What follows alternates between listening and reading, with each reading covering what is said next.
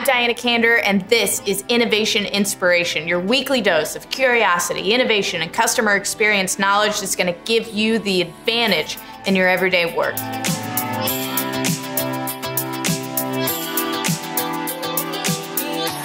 Today's question is a very personal one. How do you get over a fear of failure?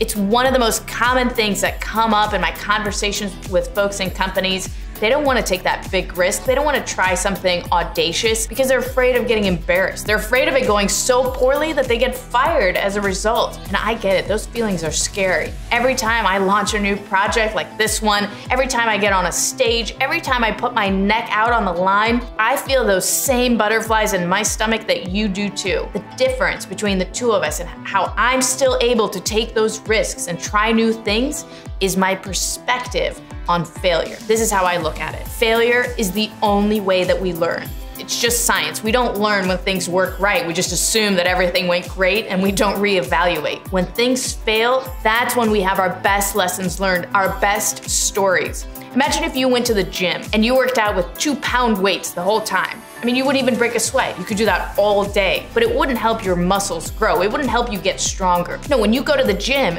you're supposed to pick up difficult weights, things that are hard for you to do, so that when you're done, you can't even lift your arms up at the end of it. But the next day, you're gonna be this much stronger, little by little. If you think of the most successful people out there, they have so many more failures than they do successes. I don't know a single entrepreneur that's successful that doesn't have more failures than successes. And so if you're not growing at a pace that you want, if you're not having the results that you want, you probably don't have enough failures behind you. That's how we grow stronger each and every time. And you should also remember that there are things that you can do to minimize your chances of failure. There are things that are proven techniques of getting customer feedback, of iterating on the things that you're putting out, of testing small bites to make sure you're going in the right direction. You don't just have to take a blind leap. There are things that you can do to minimize your opportunities of failure. That fear of failure is one of the biggest reasons people don't try and create new value for their customers.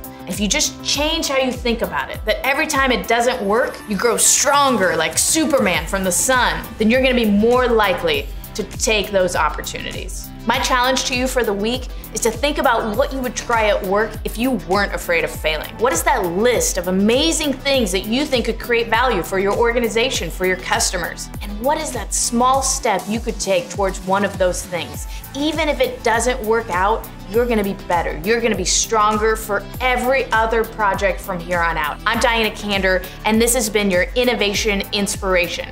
Keep sending in those questions so that we can make better content together. I'll see you next week, and in the meantime, stay curious.